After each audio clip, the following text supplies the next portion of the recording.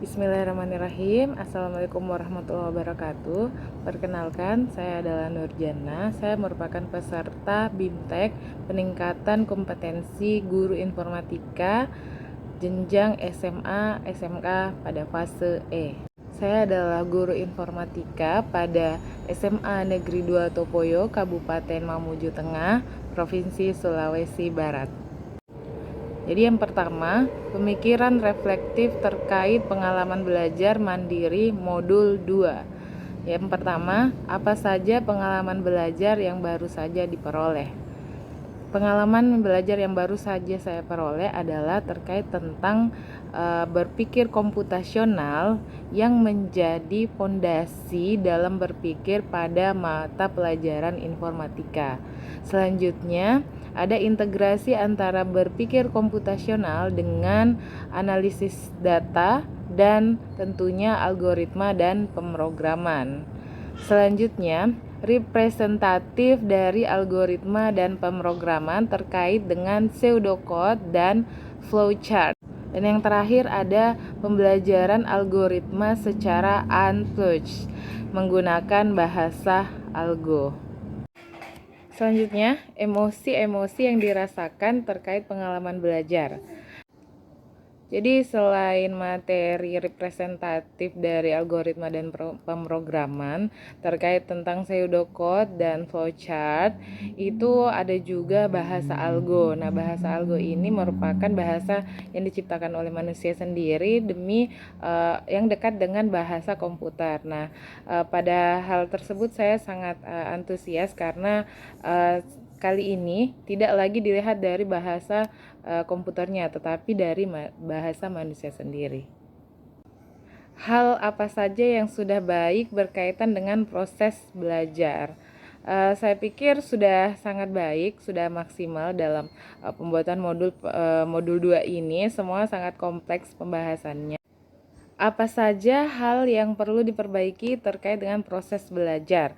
Menurut saya, modul 2 ini sudah sangat baik, pemaparannya sudah sangat lengkap, meskipun memang banyak yang membuat bingung istilah-istilahnya, karena memang saking kompleksnya, saking diupayakan untuk lengkap. Nah, jadi menurut saya modul ini tidak bisa dibaca dan dipahami dengan baik karena keterbatasan waktu. Nah, maka dari itu, kalau modulnya tidak perlu, tapi mungkin lebih ke waktunya. Misalnya nanti dikasih atau diberi kesempatan yang lebih atau waktu yang lebih banyak pada beberapa modul, supaya modul ini kan sangat banyak ya pembahasannya.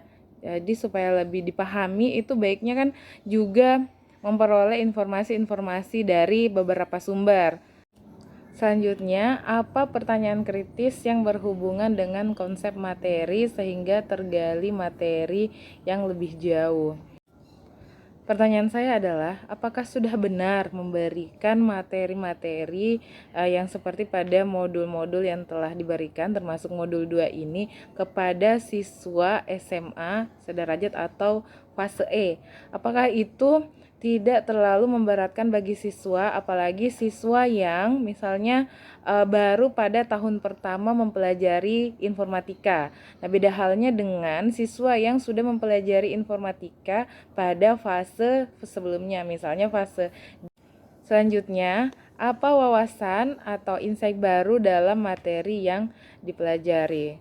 Tentu sangat banyak ya, terkait tentang yang pertama tadi ada bahasa algo.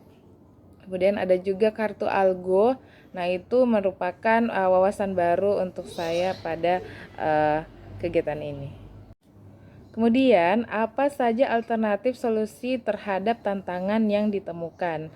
Ya, karena seperti yang telah saya sebutkan bahwa mungkin sangat berat bagi siswa yang berada pada fase E, apalagi yang yang baru kali pertama mempelajari terkait tentang informatika. Nah, itu pasti mereka tidak ada pengetahuan sebelumnya, tidak seperti dengan siswa yang sudah mempelajari informatika pada fase sebelumnya. Nah, Maka dari itu, solusi yang bisa saya tawarkan adalah bisa dikelompokkan kepada sekolah yang baru saja menerapkan kurikulum merdeka. Maka dari itu, pada siswa yang sebelumnya belum pernah mempelajari informatika, itu seharusnya tidak terlalu diberatkan untuk memahami secara menyeluruh pada materi-materi yang ada pada informatika atau capaian pembelajaran pada informatika. Selanjutnya, keterhubungan topik yang dipelajari dengan pengalaman di masa lalu, kemudian penerapan di masa mendatang. Baik, pengalaman saya di masa lalu yaitu saya memberikan pembelajaran informatika itu dengan selalu membawa kepada teknologinya. Jadi sangat minim pada analisisnya, kemudian berpikir komputasionalnya itu sangat minim. Nah, maka dari penerapan di masa mendatang, saya akan mengupayakan lebih kepada kepemahamannya dulu. Selanjutnya, konsep atau praktik baik yang dilakukan bisa dari modul yang lain atau dari sumber lain di luar bahan ajar. Jadi, karena siswa atau peserta didik yang sedang saya ajar pada saat sekarang ini adalah siswa yang sebelumnya belum pernah mempelajari terkait tentang informatika. Nah, jadi menurut saya yang akan saya lakukan adalah saya hanya akan membuat siswa lebih familiar dengan istilah-istilah dalam informatika, karena saya mengutip pepatah lama, tak kenal maka tak sayang. Maka dari itu siswa sering saya ajak untuk memahami tentang istilah-istilah dalam informatika. Nah, di dalam pembelajaran saya selalu menyelipkan untuk memberikan hal tersebut. Selanjutnya, konsep atau praktik baik yang dilakukan dari mata pelajaran dan kegiatan lain di sekolah. Nah, hal itu bisa saya berencana membuat sebuah tugas kelompok yang membuat mereka untuk keluar ke instansi-instansi atau tempat lain selain sekolah, yang kemudian di tempat tersebut mereka bisa mempraktikkan terkait materi pada mata pelajaran informatika. Terima kasih.